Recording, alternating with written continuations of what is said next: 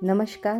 આજે આપણે માહિતી મેળવીશું ઋષિ બોધાયન ઈસવીસન પૂર્વે 800થી 740 એટલે કે સૌથી પ્રાચીન ભારતીય ગણિતજ્ઞ. ઋષિ બોધાયન ભારતના પ્રાચીન ગણિતજ્ઞ, શુલ્ભાસૂત્ર તથા શ્રૌતસૂત્રના રચયિતા છે.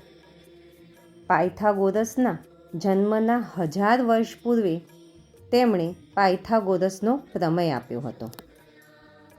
સમગ્ર વિશ્વમાં યુક્લિડની ભૂમિતિ ભણાવવામાં આવે છે, પરંતુ યુક્લિડના જન્મ પૂર્વે ભારતમાં રેખા ગણિતશાસ્ત્રીઓ ભૂમિતિના મહત્વપૂર્ણ નિયમોની શોધ કરી ચૂક્યા હતા, જેમાં બોધાયનનું નામ સર્વોપરી હતું.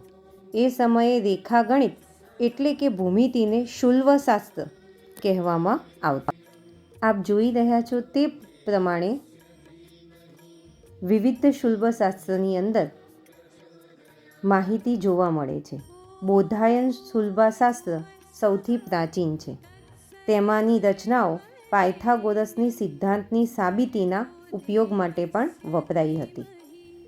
પ્રાચીન ભારતમાં શુલ્ભાસૂત્ર એ ભૌમિતિક રચનાઓ માટે મહત્વપૂર્ણ ગ્રંથ હતો. વૈદિક કાળમાં ભૂમિતિનો ઉદ્ભવ પૂજા માટેની વિવિધ પ્રકારની વેદીઓ અને અગ્નિકુંડોના નિર્માણ કાર્યથી થતો હતો. પવિત્ર અગ્નિને વધુ પ્રભાવશાળી બનાવવા માટે તેના સ્થાન, આકાર અને ક્ષેત્રફળની બાબતમાં સ્પષ્ટ રીતે નક્કી થયેલ આદેશોનું પાલન થતું. ગૃહસ્થ કર્મકાંડ માટે ચોરસ અને વર્તુળાકાર વેદીઓનો ઉપયોગ થતો હતો.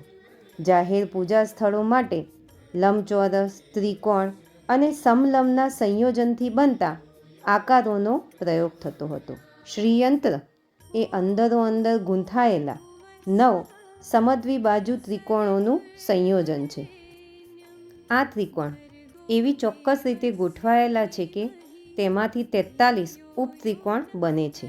વેદીઓને બનાવવા માટે શુદ્ધ ભૌમિતિક પદ્ધતિઓનો ઉપયોગ થતો હતો. વાસ્તવિક દ્રષ્ટિએ બોધાયન એ ભૂમિતિના પિતા તરીકે ઓળખવામાં આવે છે.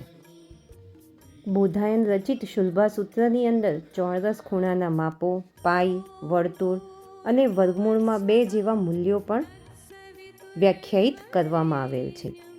શત વંદન છે આવા ભારતીય ગણિતજ્ઞો કે જેમના કારણે આપણે આ વિશિષ્ટ સાંસ્કૃતિક વારસો ધરાવીએ છીએ.